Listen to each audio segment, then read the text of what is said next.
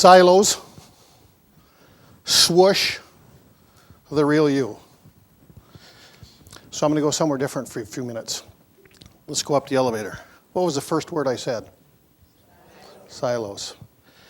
So the notion of medicine in contemporary time has changed to break down silos, right? Take a look at the combination of Park Nicollet and Health Partners. We're breaking silos between large care systems, primary care, specialty care, post-acute care, hospitals, doctors, care teams. So I think one of the challenges for education is to break down silos. And why have those silos existed, if we're honest? Power, authority, money. Are those the big three? Nod your head, Jerome, yeah. And so as we take a look at different models, what are we doing to break down silos between different educational institutions, different places where we teach, different thoughts on how we should teach? So leaving this meeting, as you continue your work on education, silos. How do we break down silos? Because I think our successful evolution will be about fewer silos and more about teaching our students appropriately. What was my second word? What does swoosh mean to you? Nike. What does Nike say? Just do it. In other words, our successful educational program of the future about operations. Teaching is not academic. It's kind of a play on words, isn't it? But we are saying is our teaching does have an end purpose. And the purpose really should have a focus on operations. And again, Minnesota is probably ahead of the rest of the country. And certainly Minnesota is ahead of the rest of the country. And I'd like to think our organization collectively is probably ahead of some others. But we're focusing on value, cost. We're focusing on quality. And we're focusing on the patient experience. Within the context of that work, then, what are we teaching our residents? To be active participants in that different model of care. That's certainly different from when I was in training as a resident. It's a different way of looking at life.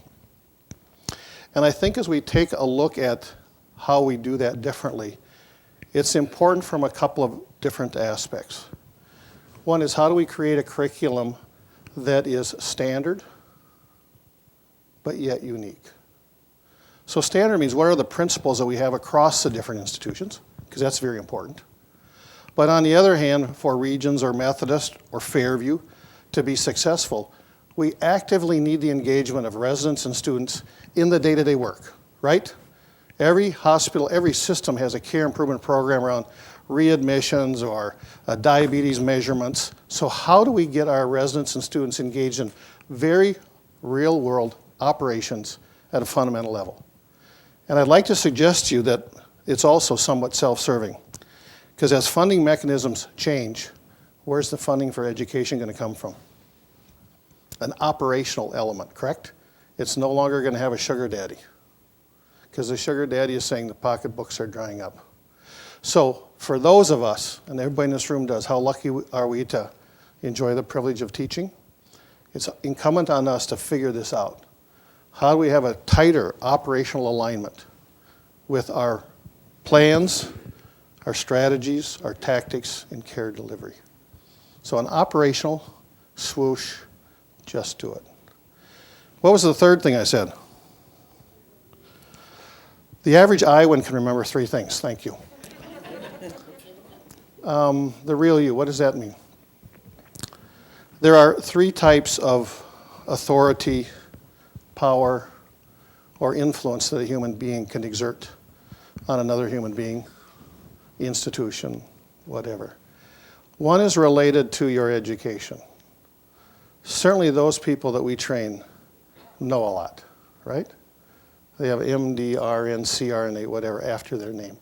They are viewed in the public context by people that trust us as being people of influence. Is that fair? Nod your head, thank you. Second way to have power influence is by your title. How many medical directors do we have here?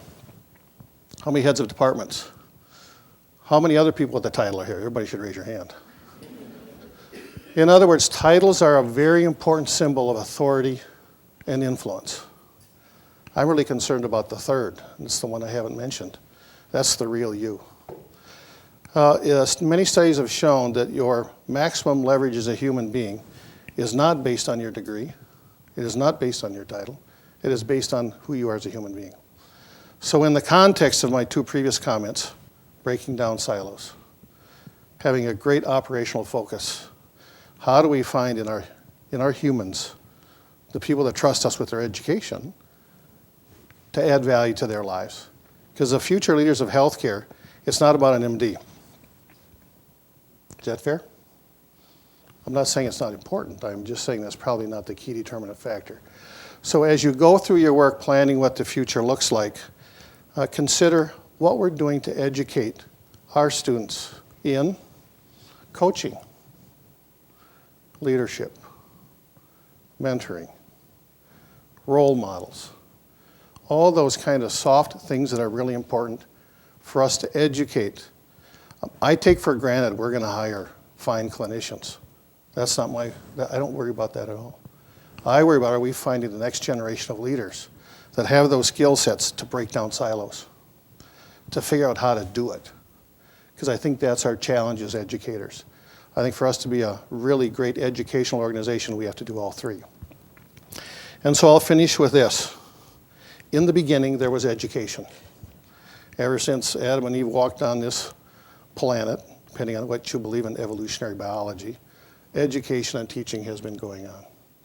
I think it's our job to figure out how to keep it going.